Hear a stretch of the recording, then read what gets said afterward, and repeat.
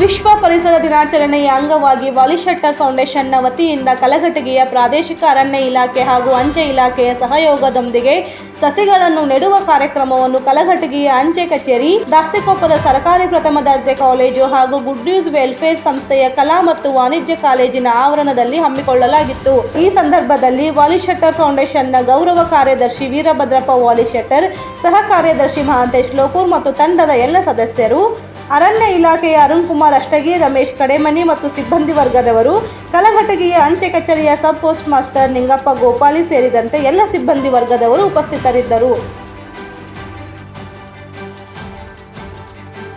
ನಮ್ಮ ವಾಲಿಶೆಟ್ಟರ್ ಫೌಂಡೇಶನ್ ವತಿಯಿಂದ ಎಲ್ಲರಿಗೂ ಇಂದು ಪರಿಸರ ದಿನಾಚರಣೆಯ ಹಾರ್ದಿಕ ಶುಭಾಶಯಗಳು. ಸಸಿ ನೆಡುವ ಕಾರ್ಯಕ್ರಮವನ್ನು ಇವತ್ತು ಹಮ್ಮಿಕೊಂಡಿದ್ವಿ. ಅದಕ್ಕೆ ಅರಣ್ಯ ಇಲಾಖೆಯವರು ಸಿಬ್ಬಂದಿಗಳು ನಮಗೆ ತುಂಬ ಸಹಕಾರವನ್ನು ನೀಡಿದ್ದಾರೆ. ಅವರಿಗೆ ತುಂಬ ಹೃದಯದ ಧನ್ಯವಾದಗಳು. ಹಾಗೂ ನಾವು ಸಸಿಗಳನ್ನು ನೆಡಬೇಕು ಅಂತ ಕೇಳಿದಾಗ ದಾಸ್ತಿಕೊಪ್ಪ ಡಿಗ್ರಿ ಕಾಲೇಜಿನವರು ಕೂಡ ಬಂದು ನೀವು ನೆಡ್ರಿ ಸಸಿಗಳನ್ನು ನೆಡ್ರಿ ಅಂತ ತುಂಬ ಒತ್ತಾಸೆಯಿಂದ ನಮ್ಮನ್ನು ಬರಮಾಡಿಕೊಂಡ್ರು.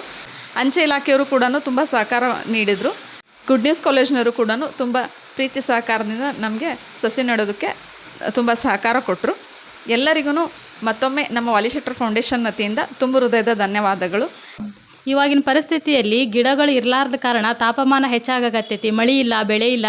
ಅದರಿಂದ ಪ್ರತಿಯೊಂದು ಮನೆಗೂ ಗಿಡಗಳನ್ನು ಹಚ್ಚುತ್ತಾ ಹೋಗುವುದರಿಂದ ಪರಿಸರ ನಾಶ ಆಗೋ ತಡೆಗಟ್ಟಿ ಸಂಪಾಗಿ ಬೆಳೆ ಆಗುತ್ತೆ ಅಂಥೇಳಿ ಕಲಘಟಗಿಯ ವಿವಿಧ ಸ್ಥಳಗಳಲ್ಲಿ 150 ಗಿಡಗಳನ್ನು ನಾವು ನಟ್ಟಿ ಬಂದಿದ್ದೇವೆ.